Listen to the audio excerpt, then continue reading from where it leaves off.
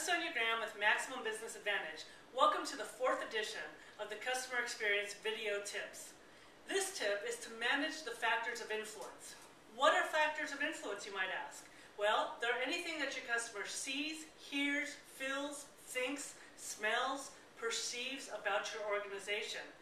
Those factors influence how your customer feels emotionally about your organization.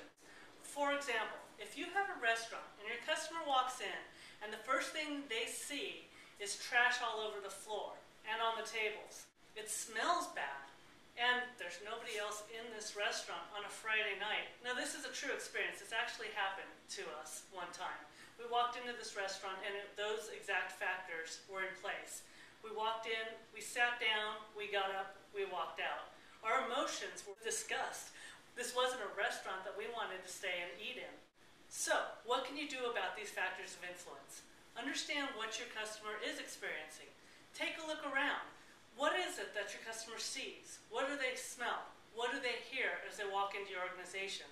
Act as a customer. Ask your employees to act as a customer and to experience what it's like to be a customer walking into the organization for the very first time. Once you understand what those factors are, you can manage them. If you don't know what they are, you're not going to be able to manage them. So that's the number one step. Understand what those factors are, understand how you're doing in delivering an excellent experience with those factors, and 3, make sure that you're delivering an excellent experience in each one of those factors. So back to the restaurant example that I used. That restaurant, if they had somebody walk in and tell them what they experienced, they could have cleaned up the restaurant.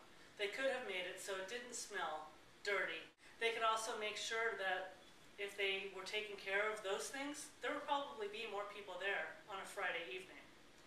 So, remember, take a look at what are the factors that influence your customers' perceptions about your organization. Those perceptions are going to influence how much time your customer spends with your organization, how many people they refer to your organization, and how much money they spend at your organization.